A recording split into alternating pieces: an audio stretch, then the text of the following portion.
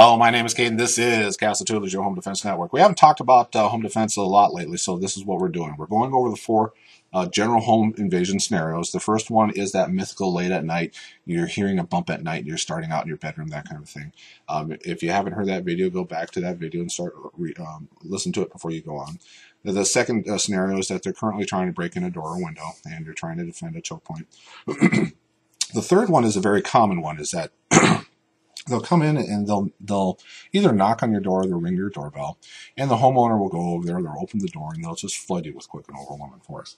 That is a very, very, very, very, very, very, very common way of doing things. Now, there's going to be a couple of different scenarios. A family member opens the door where you're not at there, and then you opening it. Okay. Now let's go over what a handgun is good for. A handgun is good for quick and immediate defense on a here and now situation. So if you do answer the door and they flood you, if you can, again, from knowing it and here to here, if you just willy-nilly, hopefully if you are cognitive of the fact of actually having a weapon on you, you're going to be a little bit more due diligent before you open the stupid door. So if you do have a weapon on you and you open the door for that scenario, well, that's something you need to take a personal look at. Okay, so a shotgun is not going to do you very good. Now, some people will keep a shotgun in a corner, and if you open that up, the door will open a little bit, and they hit you. The door hits you, maybe stunned a little bit. And then 5 guys just flood in your home, and then they see a shotgun in the corner, a loaded shotgun in the corner.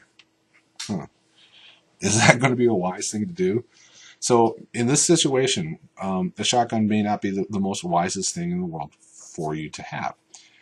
So again, using the right tool, the right defense technique is having a gun on you on a here and now basis. Now, the scenario with a family member opening the door. And I've been reading some statistics lately that if you meet force with force, there is a significant chance that you will lessen that you or your family member will be dead, injured, or raped by the end of the event. However, if you acquiesce to all their demands, there is almost a 3 times more likely chance that if you capitulate to all their demands, that you will be injured, dead, or raped at the end of the. But I want that to play out a little bit more, because if you go in there defending a family member right away, it does make some sense in certain situations. But if you go in a room with a handgun with 5 individuals, that is something that you're going to have to reconcile. You going against 5 people that are in a room that have a very quick access to you. Again, a bad guy can run 21 feet in 1.5 seconds. How quicker are they going to get to you in a 10-foot room, in a 15-foot room, especially if you have 5? If you go tap, tap, tap, tap, and again, where I'm trained is if you have multiple attackers, you go one shot, one shot, one shot before you go to your first guy. Okay, that is just basically, instead of double tap, you're spending all that time before, if you draw a double tap, 1.5, 2 seconds, maybe 2.5 seconds. How far can a bad guy travel in 21 feet?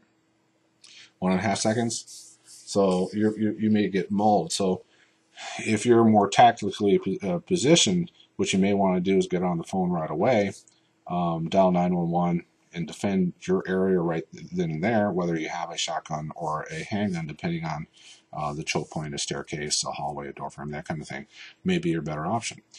Something that also should be considered in this is that, and a lot of guys are going to have a hard time dealing with this, is that if you know that there is just so many people in there and you can't get to a phone, can't get to your handgun, egress, getting out of the house. I know this is going to sound very difficult for a lot of guys out there, is that the best option for your family may be to retreat, get out of the house, get on the phone, that kind of situation, to get the cavalry there. That may be your best option. The one thing I'd like to say is that it is not uncommon for a gang, if you will, to have someone in a car outside or watching the back, watching the front, for anyone who escapes that kind of thing, or looking for the mailman delivery truck, the UPS. Is he going to be delivering stuff there? So if you do egress out of the home, be cognizant of the fact that there may be someone out there to meet you. Okay, so that is just a general scope of the tools, the tactics, and the considerations that you may need to use on a doorbell home invasion, which is going to be more common than any types that I give you. Okay, my name is Kate, and this is Castle Tutelage, your home defense network. I hope this helped.